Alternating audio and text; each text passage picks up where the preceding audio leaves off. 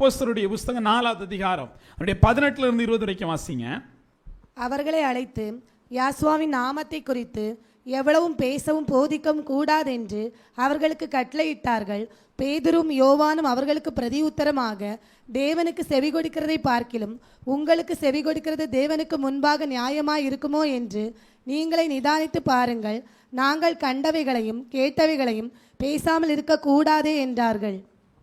நாங்கள் கண்டவைகளையும் கேட்டவைகளையும் பேசாமல் இருக்கக்கூடாது. முதல்ல அதுக்கு கண் திறக்கப்பட்டு காணணும்.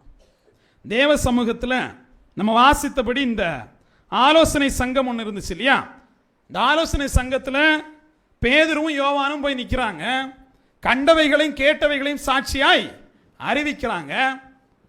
அவர்களுக்கு என்ன சொல்லப்பட்டுச்சு? நீங்கள் எதை மட்டும் பிரசங்கிக்க கூடாது, யாசுவாவுடைய நாமத்தை மட்டும் சொல்லாது. இங்கே நம்ம பிரச்சனையே தான். நாமத்தை சொல்லலைன்னா நம்ம எல்லாருமே நல்லா தான் இருப்போம். ஏதாவது பிரச்சனை இருக்கா, ஏதாவது பிரிவு இருக்கா? இல்லை, எல்லாரும் சந்தோஷமாக இருக்கலாம். நாமத்தை சொல்லுகிற போது 10 பேர் பகைப்பான். அங்கே இருந்து எல்லாருமே இஸ்ரவேலுங்க, அங்கே இருந்து எல்லாருக்கும் ஒரே கடவுள் தான். ஏதாவது மாற்றுக்கிறதுக்கு எல்லாருக்கும் ஒரே கடவுள் தான். அவன் பிரச்சனை, நீ யாசுவா மெசியா நாமத்தை எதுக்கு சொல்கிற? அவ்வளோதான் பிரச்சனை. நீ யாவை வழிபடுற, நானும் யாவை வழிபடுறேன். ஆனால் நீ எக்ஸ்ட்ராவாக என்ன சொல்கிற? இந்த யாதான் இந்த யாசுவான்னு சொல்கிற. அது எனக்கு முடியாது, அதனால அதை பற்றி பேசாது. நம்மால் என்ன சொல்கிறான்? நான் கண்டதையும் கேட்டவர்கள்ட்ட பேசாமல் நான் எப்படி இருப்பேன்? நான் சாட்சி கொடுக்க தான் வந்திருக்கேன், நான் சாட்சியாக தான் இருப்பேங்கிறான். இவ்வளோதான் பிரச்சனை. அப்போ தேவனுடைய பிள்ளைகள் சாட்சிகளாக இருந்தால் தான் பிரச்சனை. சாட்சிகளாக இல்லைன்னா தேவன்கிட்டேருந்து பிரச்சனை, சாட்சிகளாக இருந்தால் உலகத்திலேருந்து பிரச்சனை இல்லையா? ரெண்டுக்கும் ஒருவன் ஊழியம் செய்ய முடியாது. ஒருவனை பகைத்து ஒருவனை சிநேகிப்பானே. நீங்கள் யாரை பகைக்க போறீங்க, யாரை சிநேகிக்க போறீங்கன்னு தான் கதை. எல்லாருக்கும் மனசில் ப்ரேயர் பண்ணணும்னு ஆசை இருக்குல்ல? ஆசை இருக்குது. ஏன்னா இங்கே இருக்கிற வரைக்கும் இருக்கும், வீட்டுக்கு போயிட்டா தான் இருக்காது. எல்லாருக்கும் ஆசை இருக்குது ப்ரேயர் பண்ணணும்ட்டு, எல்லாருக்கும் ஆசை இருக்குது பாவம் பண்ணாமல் இருக்கணும்ட்டு. ஆனால் அந்த பாவத்தை பார்க்கும்போது நீ விட்டுறோம் இல்லையா? இந்த காரணம் என்ன பிரச்சனை? தேவன் உள்ள இல்லை, தேவன் உள்ள வாசம் பண்ணலை. தேவன் உள்ள வாசம் பண்ணும்போது தேவனுக்கேற்ற காரியங்களை செஞ்சுக்கிட்டே இருப்போம் இல்லையா? தேவனுக்கேற்ற காரியங்களை செய்வதற்கே 10 பேர் பிடிச்சி தள்ள வேண்டியதாக இருக்கு. ப்ரேயர் பண்ணுப்பா அப்படின்னு சொல்லிட்டு கெஞ்ச வேண்டியதாக. ப்ரேயர் பண்ணுங்க ப்ளீஸ், ப்ரேயர் பண்ணுங்களேன். அப்படி ப்ரேயர் பண்ணி என்ன பண்ண போறீங்க? ப்ரேயர் பண்ணுறியா இல்லையா? அவன் போய் முட்டங்கள் போட்டு ப்ரேயர் பண்ணும். என்ன பிரயோஜனம்? கெஞ்சியும் மிரட்டியும் ஒருத்தன் ப்ரேயர் பண்ணி என்ன பிரயோஜனம்னு கேட்க. அவன்கிட்ட தேவனுடைய ஆவி இருந்தால் அவன் ஆட்டோமேட்டிக்காக இப்போ என்ன பண்ணியிருப்பான்? ப்ரேயர் பண்ணியிருப்பான். யாராவது உந்தனன்னு தேவை இருக்கா? இல்லை. இப்போ நம்ம பிள்ளைகள்லாம் யாரெல்லாம் உடனடியாக போய் அவங்களா ப்ரேயர் பண்ணிடுறது? அப்போ என்ன சிக்கல் இருக்குன்னு உங்களுக்கு புரியுது இல்லையா? நம்ம கட்டாயப்படுத்தி பரிசுத்தாவி வர வைக்க முடியாது. அவனை தேவனை நேசிக்க வைக்கிற இடத்துல நம்ம தப்பு பண்ணிட்டோம். தேவனை நேசிக்க வைக்க வேண்டிய இடத்துல தப்பு பண்ணிட்டோம். தேவனுக்கு கொடுக்க வேண்டிய நேரத்தை கொடுக்கணுங்கிற இடத்துல நம்ம தப்பு பண்ணிட்டோம். வெறுமனே நிர்பந்திச்சு யாரை எதையும் பெற்ற முடியாது. தேவ சமூகத்தில் அந்த தேவனுக்கு செய்ய வேண்டியது. ஓய்வு நாளை பரிசுத்தமாக ஆசரிக்க கடவா இல்லையா? வந்து உட்கார்ந்துட்டீங்க, பரிசுத்தமாக ஆசரிக்கிறீங்களா? கடவுளுக்கு தான் வெளிச்சம் இல்லையா? அவர் காட்டின மாதிரியின்படி வந்து உட்கார்ந்துட்டீங்க. ஆனால் பரிசுத்தமாக ஆசரிக்கிறோமா? பரிசுத்தமாக ஆசரிக்கிறதுனா என்ன இருக்கும்? குறைந்தபட்சம் வீண் சிந்தனை இல்லாமல், குறைந்தபட்சம் என்ன செய்தி கொடுக்குறாரு, குறைந்தபட்சம் தேவன் இன்னைக்கு எதை பேச விரும்புகிறாரு, குறைந்தபட்சம் முதல் வசனம் என்ன எடுத்தாரு இல்லையா? அப்போ இது எதுவுமே இல்லாமல் எப்போ முடிப்பார் அந்த ஸ்டேஜுக்கு போயிட்டோம்னா இல்லையா? நமக்கு இதெல்லாம் இல்லை. எப்போ முடிப்பார்? ஏன்னா முடிச்சதுக்கு அப்புறம் தான் நம்ம வேலை பார்க்க முடியும். தேவ சமூகத்தில் இருக்கும்போதே பெரும் ஆசைன்னா கல்யாண வீடு இருந்தால் எப்போ போகிறது இல்லையா? எப்போ முடிச்சுட்டு கிளம்புறது? இப்படி பல சிக்கல் இருக்கும்போது வாழ்க்கை சிக்கலாக தான் இருக்கும். தேவ சமூகத்தில் நீங்கள் நினைக்க வேண்டியது, நான் சாட்சியாக இருக்கிறேனா, சாட்சியின் கூடாரமாக இருக்கிறேனா, எனக்குள்ள யார் இருக்கிறா? நானே தேவனுடைய ஆலயம்ட்டாரு. இந்த ஆலயத்துக்குள்ளாடி வாசமாக இருக்கிறது அது பரிசுத்தாவி வாசமாக இருக்கா, இல்லை பிசாசுனுடைய ஆவி அது வாசமாக இருக்கா? இந்த கூடாரத்தை நீங்கள் வெறுமனை போடவே முடியாது. யாராவது ஒரு ஆளுக்கு வாடகை விட்டு தான் ஆகணும். யாருக்கு வாடகை விடுறீங்கிறத பொறுத்து தான் உங்களுக்கு ஆசீர்வாதம் வருதா சாபம் வருதாங்கிறேன். எபிரியர் 8:5. இவர்கள் செய்யும் ஆராதனை பரலோகத்தில் உள்ளவைகளின் சாயலுக்கு நிழலுக்கும் ஒத்திருக்கிறது. அப்படியே மோசே கூடாரத்தை உண்டு பண்ண போகையில் மலையிலே உனக்கு காண்பிக்கப்பட்ட மாதிரியின்படியே நீ எல்லாவற்றையும் செய்ய எச்சரிக்கையா இரு என்று தேவன் அவனுக்கு கட்டளையிட்டார். பாருங்க, ஆராதனை எப்படிப்பட்ட ஆராதனை? பரலோகத்தில் இருக்கிற ஆராதனையை போல் இருக்கணும். இங்கே எப்படிப்பட்ட ஆராதனை நம்ம ஆராதிக்கணும்? பரலோகத்தில் இருக்கிற ஆராதனையை போல தான் நீங்கள் இங்கே என்ன செய்யணுமா? கூடாரம் பரலோகத்தில் இருக்கிற மாதிரி தான் இருக்கணும். ஆராதனை பரலோகத்தில் இருக்கிற மாதிரி தான் இருக்கணும். சிந்திச்சு பாருங்களேன், பரலோகத்தில் யாரை ஆராதிக்கிறான்? தேவதூதன் ஆராதிக்கிற மாதிரி நீங்க ஆராதிக்கிறீங்களா? அப்ப நம்ம பண்றது ஆராதனையா? இப்ப எந்த இடத்துல சிக்கல் வருதுன்னா, என்ன ஆராதனை? எந்த தேவதூதனாவது நாளைக்கு காசு வேணும்னு ஆராதிப்பானா? எந்த தேவதூதனாவது நாளைக்கு ஒரு பெரிய பிரச்சனை காப்பாத்திரணும்? வாய்ப்பே இல்லை. அவன் எதற்காக படைக்கப்பட்டான்? தேவனை ஆராதிப்பதற்காகவே படைக்கப்பட்டான். அப்ப நம்ம குறைஞ்சபட்சம் ஆராதிக்கிற போதாவது அந்த வேலையை பார்க்கணும், மற்ற நேரத்தில் இல்லை. ஆராதிக்கக்கூடிய நேரத்தில் அது அந்த வேலையை பார்க்கணும். அதை பார்க்குறோமாங்கிறது கேள்வி. இதெல்லாம் பார்க்காம நீங்கள் இன்னும் நாளைக்கும் வரலாம், ஒரு செய்தியை கேட்கலாம், போகலாம். திருப்பி சொல்கிறேன், தேவன் கொடுத்த மாதிரியின்படி நீங்கள் ஆராதிக்கவில்லை, தேவன் கொடுத்த மாதிரியின்படி உங்களுடைய கூடாரம் இல்லை அப்படின்னா நீங்கள் எடுத்துக்கொள்ளப்பட போவதும் இல்லை, நீங்கள் ஆசீர்வாதத்தை சுதந்திரிக்க போவதும் இல்லை. ஏன்னா எல்லாத்திற்கும் மாதிரி இருக்கு. மாதிரியிலிருந்து கொஞ்சம் மாறுபட்டாலே அது ஆசீர்வாதத்தின் பாத்திரம் இல்லை. இப்போ கூடாரம் மாறி போய் கிடக்கு. கூடாரத்தில் என்னெல்லாம் வேணும்?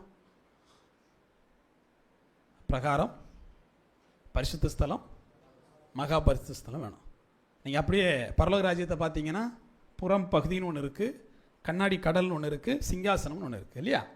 அதே மாதிரி ஏதேன் தோட்டத்தில் பார்த்தீங்கன்னா என்ன இருந்துச்சு? வெளியே பூமி இருந்துச்சு, நடுவில் ஏதேன் தோட்டம் இருந்துச்சு, நடுவில் ஜீவ விருட்சத்தின் கனி இருந்துச்சு. இப்போ இங்கே நம்மளுடைய கூடாரம் எப்படிப்பட்டதாக இருக்குது? பரிசுத்த ஸ்தலம் எங்கே இருக்குது? மகா பரிசுத்த ஸ்தலம் எங்கே இருக்குது? தேவன் வந்த இடம் தானே அங்கே மகா பரிசுத்த ஸ்தலம். வந்தா தானே இல்லையா? வந்தா தானே. அப்போ தேவன் வரக்கூடிய நேரத்தை ஒதுக்காத ஒரு கூடாரம் அது கூடாரம் இல்லை. அப்போ வேற யாரோ வந்துட்டு போகிறாங்க. அப்போ யாரோ வந்துட்டு போயிட்டு நம்மளே ஏமாற்றிக்கிட்டு இருக்கோம். தேவன் தான் இருக்காரு, தேவன் தான் இருக்காருன்னு ஒன்றும் நடக்க போகிறது இல்லை. வெளிப்படுத்தலுடைய சுவிசேஷம் 21:3 வாசிக்கலாம். மேலும் பரலோகத்திலிருந்து உண்டான ஒரு பரிசத்தத்தை கேட்டேன். அது இதோ, மனுஷனிடத்திலே தேவனுடைய வாசஸ்தலம் இருக்கிறது, அவரிடத்திலே அவர் வாசமாய் இருப்பார், அவர்களும் அவருடைய ஜனங்களாய் இருப்பார்கள், தேவன் தாமே அவர்களோடு கூட இருந்து அவருடைய தேவனாய் இருப்பார். யார்கிட்ட தேவனுடைய வாசஸ்தலம் இருக்கு? மனுஷரிடத்துல தேவனுடைய வாசஸ்தலம் இருக்கு. அவர் அங்க என்ன பண்ணுவாரு? வாசமா இருப்பார். இவங்கெல்லாம் எப்படி இருப்பாங்க? அவருடைய ஜனங்களா இருப்பார்கள். அவர் அவர்களோடு வாசம் பண்ணி தேவனா இருப்பார் இல்லையா? என்ன இது எப்ப நடக்க வேண்டியது? இது எப்போ உள்ளது சொல்றாரு? எருசலேம் வந்து இறங்கி வந்ததுக்கு அப்புறம் இல்லையா? பார்த்தீங்கன்னா இந்த இடத்துலையே தான் பூமி இருந்துக்கிட்டே இருக்கு எப்போவுமே. எப்படி ஏதேன் தோட்டத்தில் எப்படி இருந்துச்சு? தேவன் உலாவி, தேவன் அங்கே என்ன பண்ணார்? தேவனாக இருந்தார், அவருடைய ஜனமாக ஆதாம் ஏவாளும் இருந்தாங்க இல்லையா? மறுபடி அடுத்து என்னது? கூடாரம் இல்லையா? ஆசாரிப்பு கூடாரம். ஆசாரிப்பு கூடாரத்தில் என்னது? தேவன் அவர்களோடு இருந்தார், அங்கே உலாவி, அவர்கள் தேவனாக இருந்தால் இவர்கள் ஜனமாக இருந்தார்கள். இப்போ இந்த ஆலயம் நம்முடைய சரீரம் தான். இங்கே பரிசுத்தாவிங்கிறது ஒன்று எதுக்கு தேவைப்படுது சொல்லுங்க? இந்த கூடாரத்துக்கு தான் தேவைப்படுது. பரிசுத்தாவிங்கிற ஒன்று இந்த கூடாரத்துக்கு தான் தேவைப்படுது. அப்போ இந்த கூடாரத்தில் தேவன் வரணும்னா இப்போ ஏதேன் தோட்டம்னா இதில் வந்து நிற்பார், இப்படி ஒரு இடத்துல வந்து நிற்கலாம். இந்த மாதிரி ஒரு சரீரத்துக்குள்ளாடி வரணும்னா பரிசுத்தாவியாக தான் அவர் உள்ள வர வேண்டிய தேவை இருக்கே தவிர வேற எப்படியும் வர முடியாது. பூமி எனக்கூடிய ஒரு வாசஸ்தலம், அதில் யார் இறங்கி வந்தா? அவரே மனுஷராக வந்தார். அவரே மனுஷராக வருகிற போது இது எப்படி இருந்துச்சு? வாசஸ்தலம், தேவன் இருக்கக்கூடிய ஸ்தலமாக இருந்துச்சு. இப்போ தேவன் எடுத்துக்கொள்ளப்பட்டார், நீங்கள் தான் அந்த ஆலயம்னு சொல்லிட்டு போயிட்டாரு. இப்போ இதுதான் அந்த ஆலயம். இப்போ யார் தான் உள்ளே வர முடியும்? பரிசுத்தாவியாக தான் அவர் உள்ளே வர முடியும். இப்போ அவர் இங்கே வந்து உலாவணும், அவருடைய சத்தம் இங்கே கேட்கணும். ஆதாமே ஆதாமேன்னு உள்ளேருந்து கூப்பிட்ட மாதிரி இங்கேருந்து நம்ம பேரை சொல்லி கூப்பிடணும். இதை பண்ணி இதை பண்ணாதேன்னு சொல்லணும், இதை செய்யக்கூடாதுன்னு சொல்லணும். அப்போ தான் இது என்ன செய்யும்? தேவனுடைய ஆலயமாக இருக்கும். ஆனால் இன்னைக்கு இந்த ஆலயம் எப்படிப்பட்டதாக இருக்கு? தேவன் தங்கி தாபரிக்கக்கூடிய ஸ்தலமாக மனுஷரிடத்தில் தேவனுடைய வாசஸ்தலம் இருக்கிறது. இன்னைக்கும் இருக்கு, நாளைக்கும் இருக்கும். அப்போ மனுஷரிடத்தில் தேவனுடைய வாசஸ்தலம் அன்னையிலேருந்து இன்னைக்கு வரைக்கும் இருக்கு. அது வெவ்வேறு முறைகளில் இருக்கு. வெளிப்படுத்தல் சுவிசேஷத்தில் எருசலேமாகவே இருக்கும், கண் முன்னாடி பார்க்க முடியும். எருசலேம் நகரம், அங்கே தேவன் வாசம் பண்ணுவார் இல்லையா? இதை பற்றி சொல்லுது. தேவ சமூகத்தில் என்ன இருக்கும்? வாசஸ்தலம் இருக்கும். அப்போ உடம்பு இல்லை, அப்போ நம்முடைய சரீரம் இல்லை, ஆலயம் இல்லையா? அப்போ புதிய எருசலேம் தான். புதிய எருசலேமில் தேவன் இருப்பார், எடுத்துக்கொள்ளப்பட்டவங்களாம் நீங்கள் கூட இருப்பீங்க. அப்போ என்ன ஆயிருது? தேவனோடு மனுஷர்கள் வாசம் பண்ணக்கூடிய இடமாக அது மாறிடுது இல்லையா? இது நடக்க போகிறது எடுத்துக்கொள்ளப்படுதலுக்கு அப்புறமா. இந்த பூமியிலேயே நம்ம பார்ப்போம், எருசலேம் இறங்கி வரும் அப்படிங்கக்கூடிய ஒரு இடத்த பார்ப்போம். இந்த தலைப்பில் எனக்கும் பாஸ்டர் ஒரு சண்டை நடந்துச்சு. திருதுப்புன்னு சொல்லிட்டாப்புல, என்னடா எங்கடா இருக்குது பரலோகம் அப்படின்னாரு. எங்கடா இருக்குது பரலோகம்னா நான் பயங்கரமாக பேச்சு, ஏன்னா நான் பரலோகம் இருக்குது, அது அப்படி தான் இருக்குது, இப்படி தான் இருக்குது, அப்படிலாம் ஒன்றும் இல்லை. தேவன் இதை தான் என்ன பண்ணுவார். நான் ஒத்துக்கவே இல்லை, இப்போ தான் ஒத்துக்கிறேன். நான் ஒத்துக்கவில்லை, எங்கே பயங்கரமாக சண்டை இல்லை. தேவன் வாசம் பண்ணக்கூடிய இடம் தாண்டா பரலோகம் அப்படின்ட்டாங்க. நான் அதுக்கெல்லாம் வாய்ப்பில்லை. அப்போ எடுத்துக்கொள்ளப்பட்டு எங்கே போகிறாங்களாம்மா? எடுத்துக்கொள்ளப்பட்டு எங்கே போகிறாங்களாம்மா? ஒரு இடம் இருக்குது, அப்படி இடம் இருக்குது. இப்போ எடுத்துக்கொள்ளப்பட்டவெல்லாம் திருப்பி எங்கே வருவான்? எடுத்துக்கொள்ளப்பட்டவெல்லாம் திருப்பி எங்கே வரணும் இல்லை? புதிய எருசலேம் எதுக்கு இறங்கி கீழே வருது? இப்போ திருப்பி தேவன் இங்கே என்னவா இருப்பார்? அப்போ வாசஸ்தலம் எங்கே மாறிடுது இல்லையா? இங்கே சாத்தான் இல்லாத ஒரு பூமி ஆயிடுற போது ஏதேன் தோட்டமாக மாறிடுது. எங்கே போயிருது? சாத்தான் இல்லாத ஒரு ஸ்தலமாக மாறுகிற போது பூமி என்னவா மாறிடுது? ஏதேன் தோட்டமாக மாறுகிறது. புதிய எருசலேம் இருக்கக்கூடிய இடத்தில் தான் தேவன் இருப்பார், எடுத்துக்கொள்ளப்பட்டவங்க கூட இருப்பார். அது பரலோகமாக மாறிடுது. புரியுதுல? அப்போ இது நடக்க போகிறது, இது நடக்க போகிறது. புதிய எருசலேம் வரணும், அலங்கரிக்கப்பட்ட மணவாட்டியாக யார் வருவா? தனி நபர் தேவனுக்கு மனைவி இல்லை. தனி நபர் தேவனுக்கு மனைவி இல்லை. சபைக்கு மெசியா புருஷன், சபைக்கு மெசியா புருஷனாக இருக்கிறார். நாம் ஒரு மணவாட்டினுடைய அங்கங்களாக இருக்கிறோம். அப்ப எல்லா அங்கங்களும் என்ன செய்யணும்? அது பரிசுத்தமாக்கப்பட்டாதான் நம்ம இணைக்கப்படுவோம் இல்லையா? நீங்கள் சபையா இருக்கிறீங்கன்னு சொன்னாங்க, சபையில் அங்கமா இருக்கிறீங்களா? அவயங்களா இருக்கிறீர்கள். நீங்கள் ஒரு ஆள் எல்லாத்தையும் தீர்மானிச்சிட முடியாது. ஆனால் இப்படி தேவனுடைய அவயங்கள் அங்கங்க இருக்கு. இதை மொத்தமாக சபை எனக்கூடிய ஒரு கூட்டுக்குள்ளாடி தான் திருமணம் காரியம். அது எருசலேம்ங்கிறது. இங்க பல பேருக்கு என்ன காரியம் முடியாதுன்னா, நான் பிள்ளையா மணவாட்டியா? நான் பிள்ளை ஆனபடினால் நான் சபைக்குள்ளாடி என்ன இருக்கிறேன்? சபைக்குள்ளாடி இணைக்கப்பட்டிருக்கிறேன். நான் சபையோடு தான் இணைக்கப்பட்டிருக்கிறேன். சபை தான் மெஸ்ஸியாவோடு இணைக்கப்படும். சபைதான் மணவாட்டி, சபைதான் மெஸ்ஸியாவோடு இணைக்கப்படும். அப்ப நான் சபையில் இணைக்கப்படணும். நான் சபையில் இணைக்கப்படணும்னா அதுக்கு நான் தகுதி உள்ளவனா மாறணும். அதுக்கு என்னுடைய அப்பாவுடைய ரத்தத்தினால் நான் கழுவப்படணும் இல்லையா? இப்ப இப்படி அப்ப நம்ம மணவாட்டி இல்லையா? சபை மணவாட்டினா இருக்கு, அங்க என்ன ஆயிருது? மணவாட்டி ஆயிருது. ஆனா விஷயம் என்ன அப்படின்னா, சபைதான் மெஸ்ஸியாவுக்கு மணவாட்டியை தவிர இங்க இருக்கக்கூடிய ஒவ்வொருத்தரும் தனித்தனியா அப்படி இல்லை. நீங்கள் தேவனுடைய பிள்ளைகள்.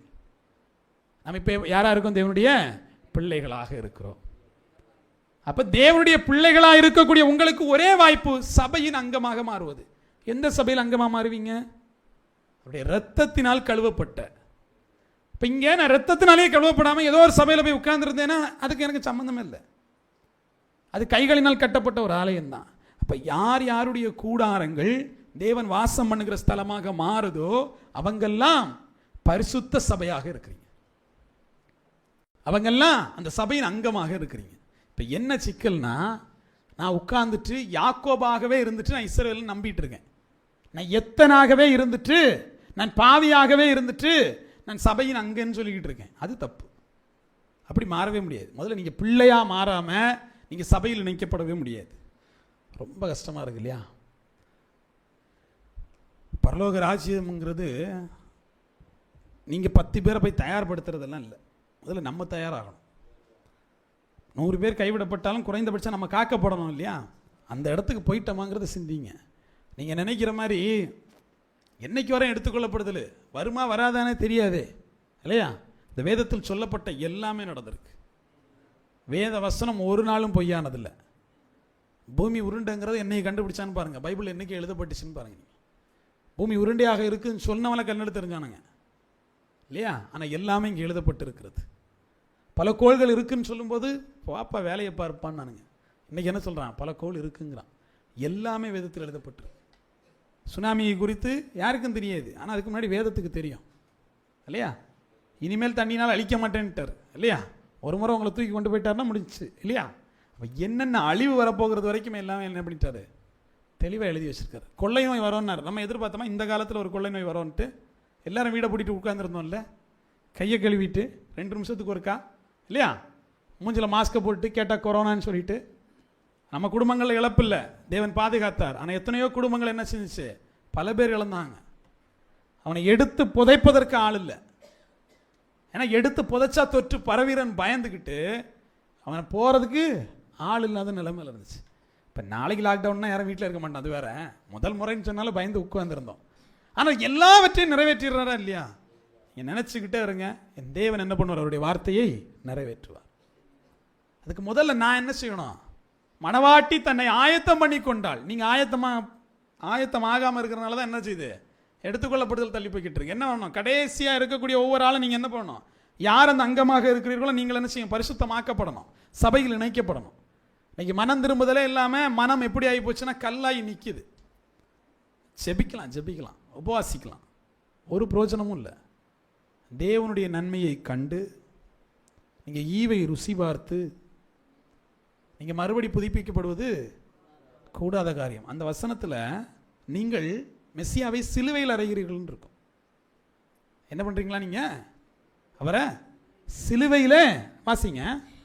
ஏனெனில் ஒரு தரம் பிரகாசிக்கப்பட்டும் பரமேவை ருசி பார்த்தும் பரிசுத்த ஆவியை பெற்றும் தேவனுடைய நல் வார்த்தையையும் இனிவரும் உலகத்தின் பலன்களையும் ருசி பார்த்தும் மறுதலித்து போனவர்கள் தேவனுடைய குமாரனை தாங்களே மறுபடியும் சிலுவையில் அறைந்து அவமானப்படுத்துகிறபடியால் மனம் திரும்புதலுக்கு ஏதுவாய் அவர்களை மறுபடி புதுப்பிக்கிறது கூடாத காரியம். நாங்களும் அவங்களை ரினியூவல் பண்ணிடலான்னு பார்க்குறோம், புதுப்பிச்சிடலான்னு பார்க்குறோம். இல்லை, நான் சிலுவையில் தான் அவரை அடிப்பேன்னு சொல்லிட்டு நிற்கிறோம். நமக்கு தெரியும் இப்படி போனால் வாழ்க்கை எங்கே போகும்னு, எல்லாருக்கும் தெரியும், தெரியாமல்லாம் இல்லை. வேதவசனம் தெரிஞ்சவங்களுக்கு வாழ்க்கை எப்படி போகும், ஜபிக்கல்னா என்ன ஆகும் எல்லாமே தெரியும். ஆனாலுமே நம்மளை ஜபிக்க விடலைன்னா நம்ம யாரால் ஆட்கொள்ளப்பட்டிருக்கோம் அப்படிங்கிறது தான். மனம் வரல ஜபிக்க, மனம் சொல்லுது இது தப்பு, வேதத்தின்படி இது தப்புன்னு சொல்லுது, சாட்சி பிரகாரத்தின்படி இது தப்பு. ஆனால் நான் அதை செய்கிறேன் அப்படின்னா என்னை தேவன் வழி நடத்துகிறாரா இல்லை அசுத்த ஆவிகள் வழி நடத்துதான் நீங்கள் பார்த்துக்கணும். நான் திருப்பியும் சொல்லுவேன், அசுத்த ஆவி யாரை வழி நடத்தும்? யாரை வழி நடத்துன்னு சொல்லுங்கள். ரொம்ப உபவாசித்து ஜெபித்து, நான் இன்றைக்கி எல்லாம் இன்னும் அந்த ஸ்டேஜுக்கே வரல, உங்களை நீங்களே வழி நடத்தி கொண்டு இருக்கிறீர்கள். ஏன்னா நான் பிசாசை, பாவப்பட்ட பிசாசுக்கு பழி போட விரும்பலை. பிசாசு யாரை தொந்தரவு செய்யணும்னு இருக்குது வேதத்தில். யார் ஒருவர் தன்னை ஜெயிக்க வேண்டும், தேவனுக்கு பிரியமாக வாழ வேண்டும் நினைக்கிறாங்களோ, நினைப்பதுனா சிந்தனை நினைப்பதில்லை, அதற்கான முயற்சி எடுப்பது. யாஷ்வா இந்த பூமியில் வாழ்ந்தார் இல்லையா? அப்போ உடனே போயிட்டு சத்துரு எதாவது பண்ணானா? இல்லை. ஆனால் உபவாசித்தார், ஜெபித்து உபவாசித்தோன்னு என்ன பண்ணிட்டான், முடிஞ்சு இல்லையா? அப்போ நீங்கள் ஜெபித்து உபவாசித்து நீங்கள் ரெடினா அவன் ரெடிமா, வாங்க சண்டை போடலாம்பா. இங்கே உபவாசிக்கிறது இல்லை, ஜெபிக்கிறது இல்லை, சண்டையே இல்லை. அப்புறம் என்ன உங்களுக்கு பிரச்சனை இல்லையா? பிரச்சனையே எப்போ தான் வரும்? ஜெபித்து உபவாசித்து 40 நாள் ரெடி ஆகிட்டோன்னா வரும். இங்கே 4 நாள் கூட உபவாசித்தது இல்லை, ஆனால் பிசாசை இருக்க விட மாட்டேங்கிறான் பாஸ்டர் அப்படின்னா. நீங்கள் தான் பிசாசை இருக்க விட மாட்டேங்கிறீங்க இல்லையா? சுய இச்சையில் விழுந்து இல்லையா, சுய இச்சையில் விழுந்து ஒரு தப்பு பண்ணி அதுக்கு தண்டனை அனுபவிச்சுட்டு பிசாசுன்னு சொல்லும்போது அவன் பார்ப்பான், நான்லாம் அடிக்க வேண்டிய ஆளாடா நீ, நல்லா சண்டைக்கு வந்தால் நீ தாங்குவியா, நீயே போகிற செவரில் முட்டிக்கிட்டு ஐயோ நான் தள்ளி போட்டேன்னு சொன்னான். அப்போ தேவ சமூகத்தில் நீங்கள் சாட்சிகளாக மாறாமல் எதையும் பெற்றுக்கொள்ள முடியாது. நீங்கள் மனம் திரும்பாமல் எதையும் பெற்றுக்கொள்ள முடியாது. நீங்கள் அப்போஸ்தலராக யூதாஸ் இருந்ததை நினச்சிக்கணும். யார் இருந்தார்? யூதாஸ் போய் அப்படி தான் இருந்தார். 12 பேர். இவங்க உண்மையிலே யூதாஸ் ஒழுங்காக இருந்திருந்தா என்னன்னு சொல்லுங்கள். நான் வருகிற போது உங்களுக்கெல்லாம் என்ன சொன்னார்? சிங்காசனம் சொன்னார் இல்லையா? 12 பேருக்கும் 12 சிங்காசனம்னார். இப்போ யூதாஸ்லாம் என்ன நினச்சிருப்பான்? சிங்காசனம் வரப்போகுது அப்படின்ட்டு. ஆக்சுவலாக நீங்கள் சிங்காசனத்தை, பரலோக ராஜ்யத்தை மட்டும் சிந்திக்கக்கூடாது, அது வரைக்கும் நிற்கணும். ஏன்? முடிவு பரியந்தம் நிலைத்து நிற்பவனே ரட்சிக்கப்படுவான். தொடங்கினேனா முடிக்க தான் இல்லை அப்படின்னா தோத்ததுக்கு தான் அர்த்தம். தேவ சமூகத்தில் தேவன் உங்கள்கிட்ட கேட்கறது ஒன்றே ஒன்று, நீங்கள் சாட்சிகளாக இருக்கிறீர்களா? தேவன் இந்த உலகத்தை விட்டு எடுத்துக்கொள்ளப்படுகிற போது அவர் சொல்லிட்டு போனது ஒன்றே ஒன்று, பரிசுத்தாவி வருகிற போது. இங்கே இன்னும் பரிசுத்தாவி வரல, ஏன்னா இது ஏதேன் தோட்டமாக மாறலை. எப்போ அது ஏதேன் தோட்டமாக மாறும்? உள்ள என்ன வேணும்? ஜீவ விருட்சம் இல்லாதது ஏதேன் தோட்டமாக இருக்க முடியாது இல்லையா? தேவனுடைய சாட்சி பிரமாணம் இல்லாதது அது என்னவா இருக்க முடியாது? அது சாட்சியின் கூடாரமாகிய தேவனுடைய வாசஸ்தலமாக இருக்க முடியாது. அப்போ இங்கே உள்ள இன்னும் வசனம் வரல, உள்ள இன்னும் ஜீவன் வரல. ஜீவன் இல்லாத இங்கே யார் வர போகிறதில்ல? பரிசுத்தாவி வர போகிறதில்ல. அப்போ இங்கே ஜீவன் வரணும். நான் நல்ல உயிரோடு தானே இருக்கிறேன் அப்படின்னு சொன்னீங்கன்னா உயிரோடு செத்தவன்ட்டார் இல்லையா? சுகபோகமாக வாழுகிறவன், இந்த உலகத்திற்கு பிரியத்தோடு வாழுகிறவன், அதெல்லாம் எப்படி? செத்தவன். வெள்ளை அடிக்கப்பட்ட கல்லறைகள், கல்லறை நடந்துகிட்டு இருக்கு பலதுங்க. அப்ப என்ன இங்க மாற்றம் இல்லாமல் வெறுமனே வெளிப்புறத்தை மட்டும் அழகுபடுத்திட்டு நான் சபைக்கு போறேன்னு சொல்றதுல எந்த பிரயோஜனமும் இல்லை.